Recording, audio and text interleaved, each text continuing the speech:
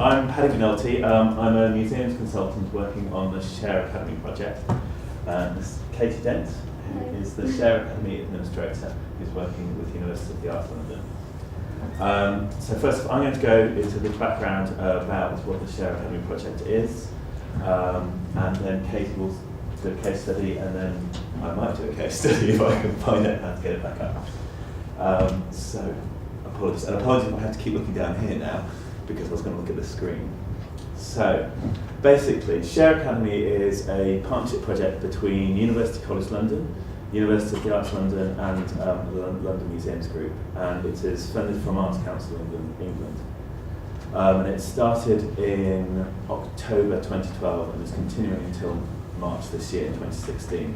So in total, we've had about £550,000 worth of funding, which sounds incredibly frightening to me.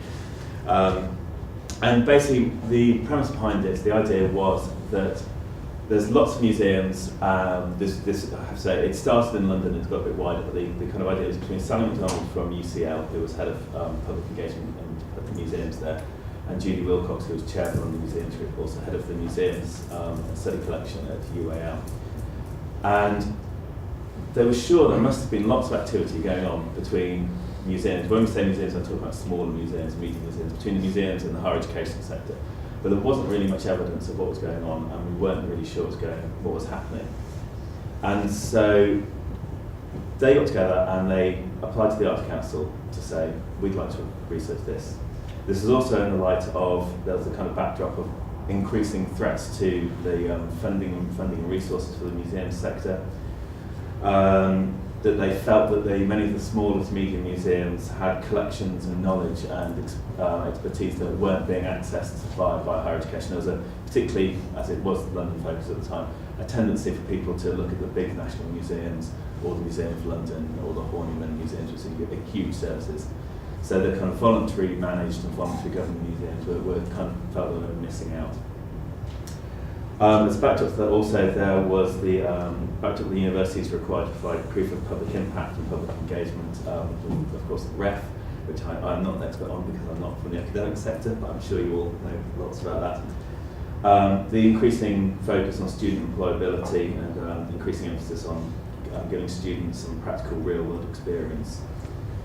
And there was an enthusiasm amongst the arts and heritage funders to promote cross-sector working, that we shouldn't just live in the silos of our own sectors and think we need to tell how that to be achieved. There we go. So in our initial phase, we were given about £90,000 by the Arts Council for a year's project, but we were only given it with 6 months to do, which was a bit stressful. And so what we conducted was a scoping exercise between academics at UCL, UAL, and the museum sector within London.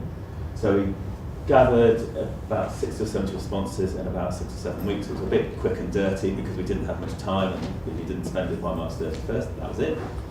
But that was quite interesting to find out, because we interviewed the museum sector and the academics as well. And again, it is all about the smaller to medium museums. We found there was a great hunger for collaboration on both sides, and people wanted it to happen. And everyone had a huge wealth of resources, knowledge and skills to share.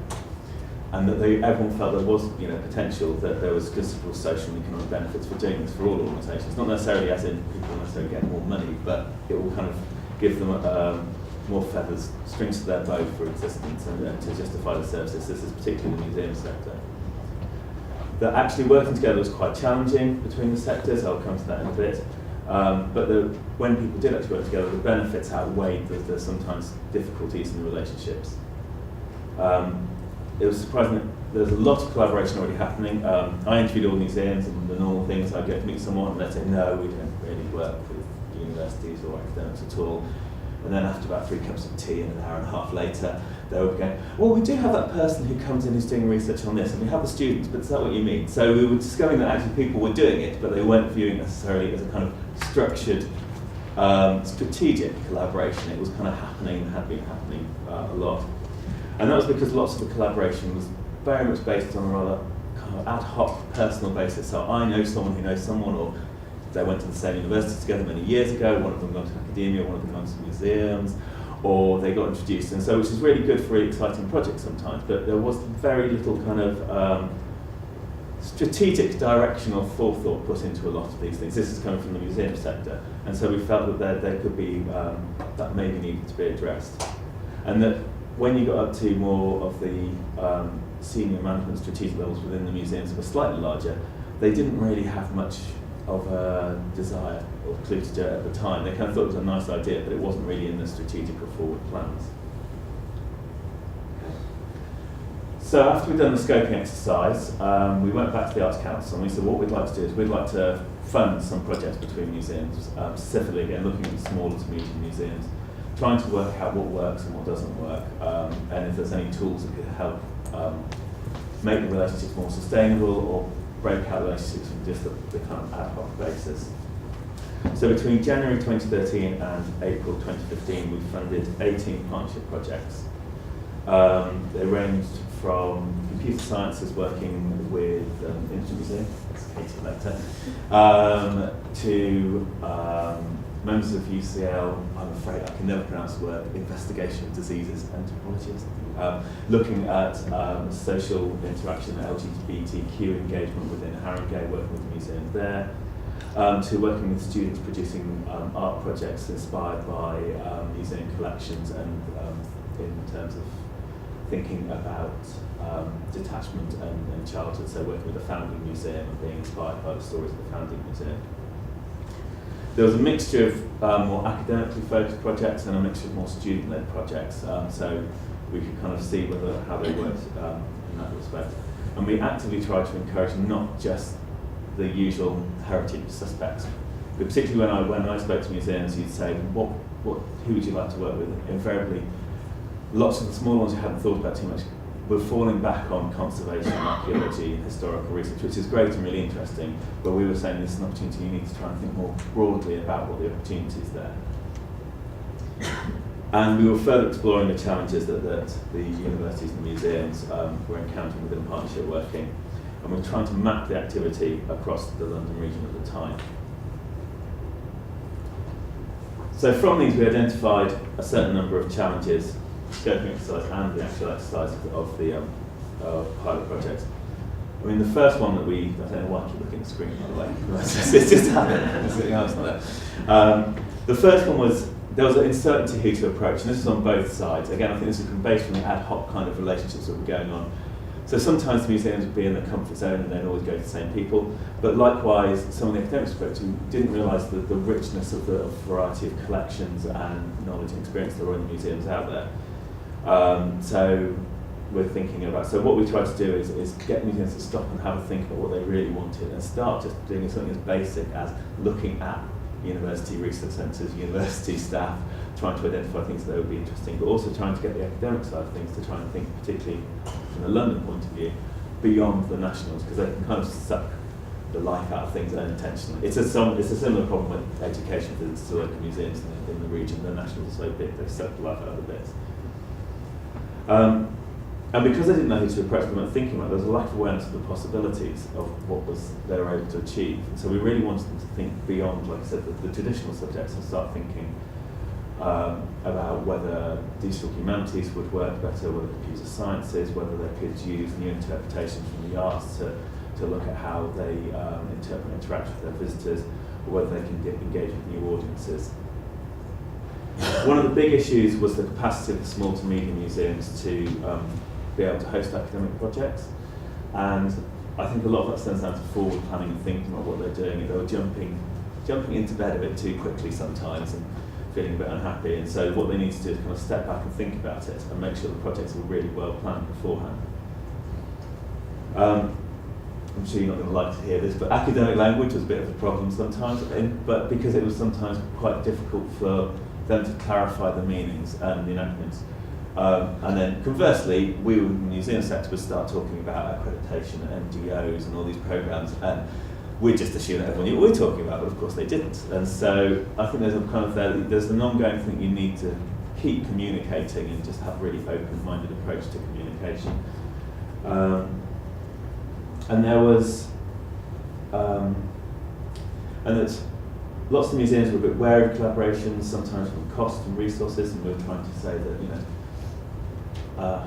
sometimes they've got a bit burned by putting a lot of resources in, particularly smaller museums. So a day's curator's time is incredibly expensive, although the museum will probably not tell you that.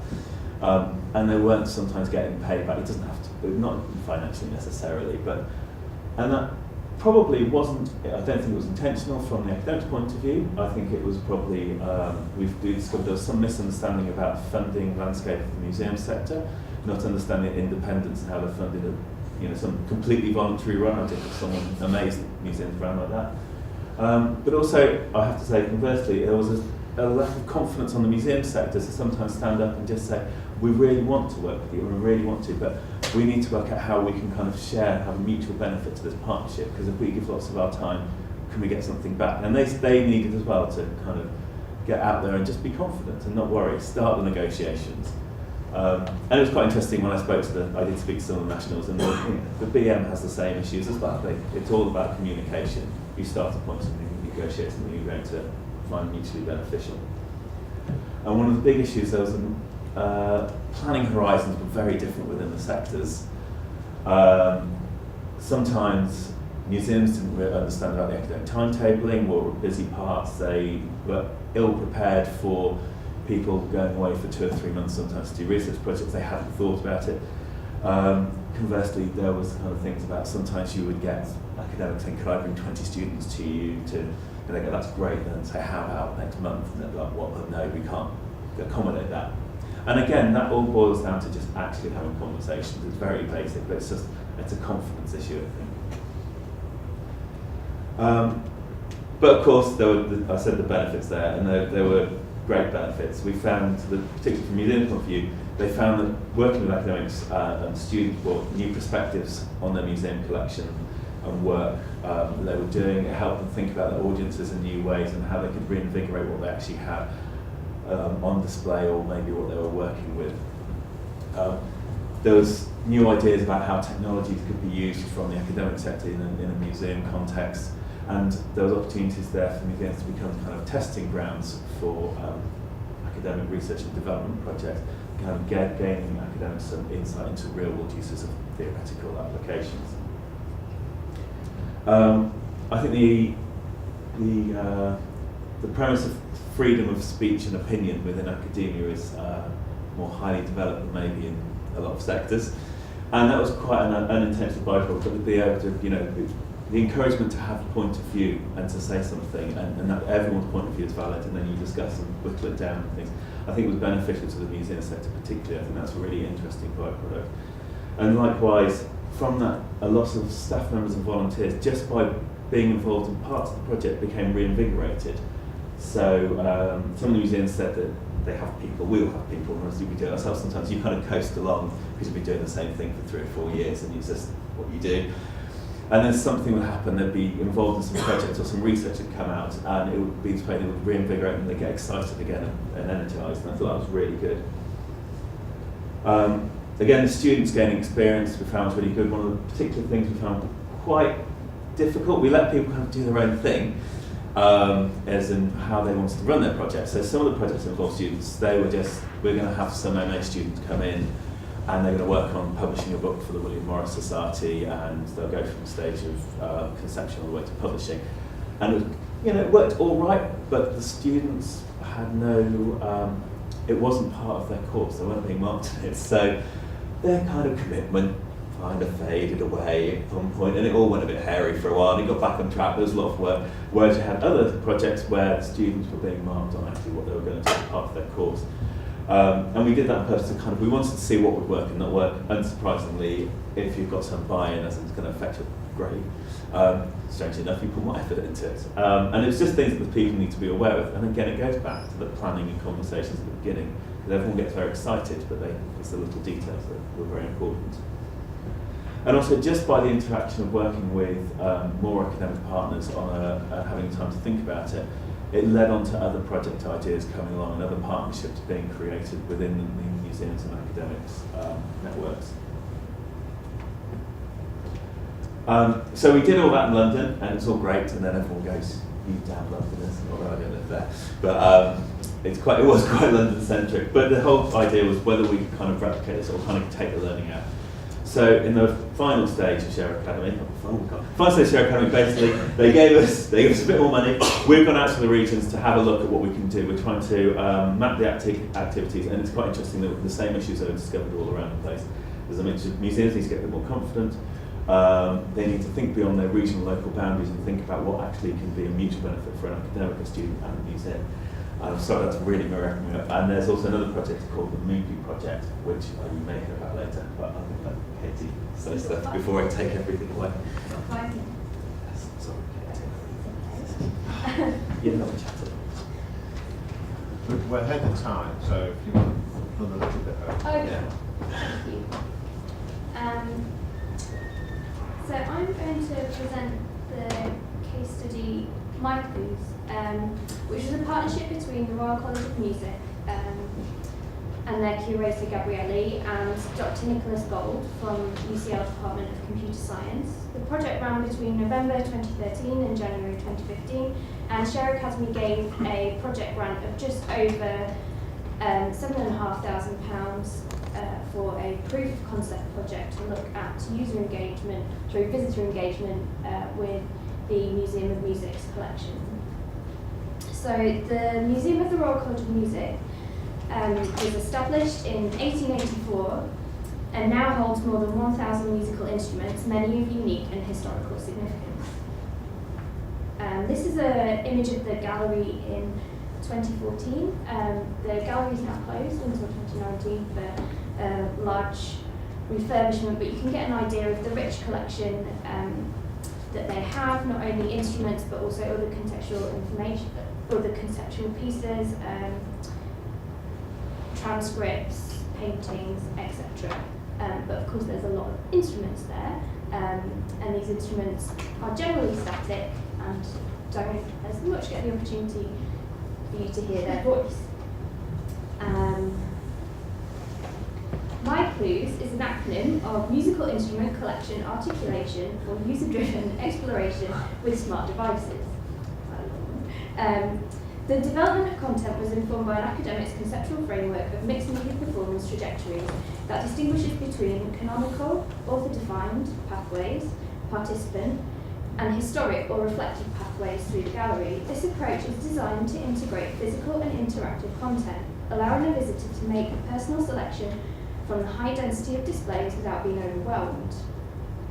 Our next slide is a short video, which will hopefully work.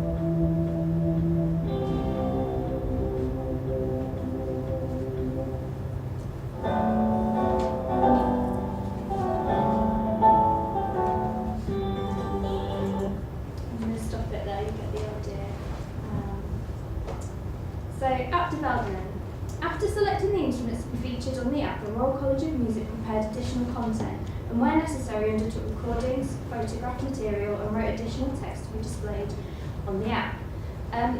This process was actually highlighted in the evaluation of the project as one of the main highlights really, as the process of assembling material for the app encouraged the museum to individuate, organise and evaluate information that had been accumulated over the years. So again, what Paddy was talking about, it kind of reinvigorated the museum to have this purpose to look over their collection for the use of the app. And there's a quote there from Gabrielli. The curated pathways offer a guided navigation through the mesh of museum resources, artefacts and information grounded in the physical space of the museum itself, with the physical exhibits as landmarks on the journey. So in the app development, UCL developed an Android app capable of using location information to link to appropriate content.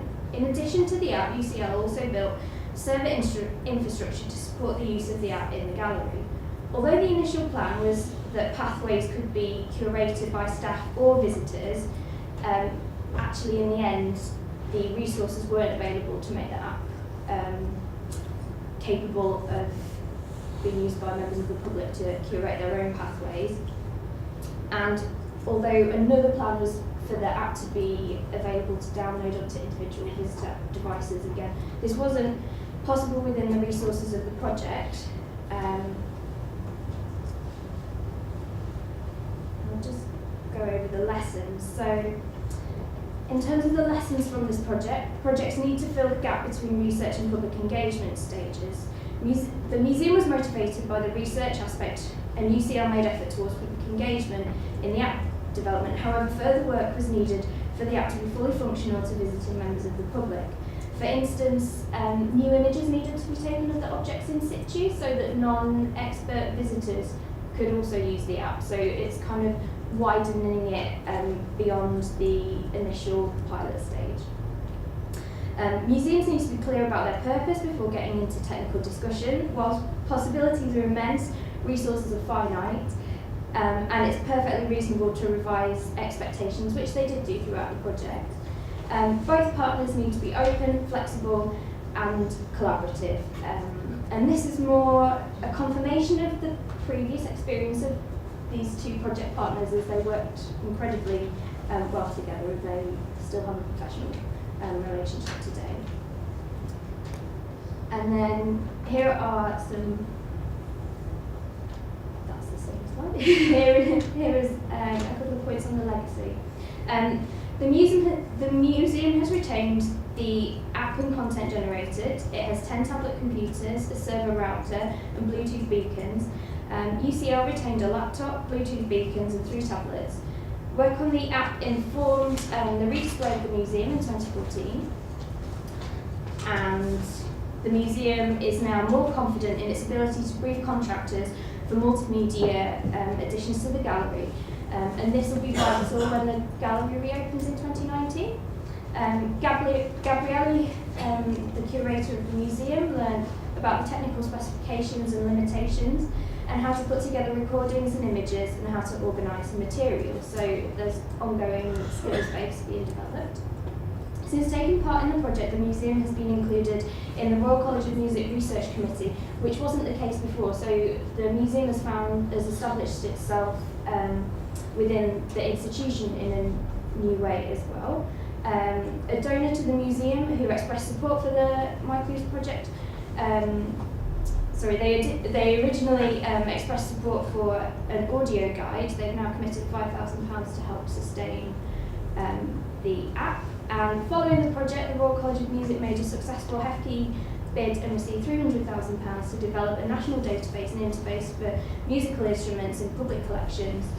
This project is now fully underway and includes some of the elements that were developed through the MyClues project, including recording musical instruments, which they have a team which are going out across the country and recording instruments in collections.